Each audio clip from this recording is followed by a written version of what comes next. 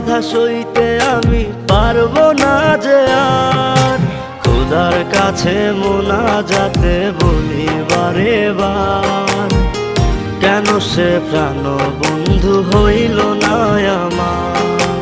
খোদার কাছে মোনাজাতে বলি বারে বার, কেন সে প্রাণ বন্ধু হইল না আমার।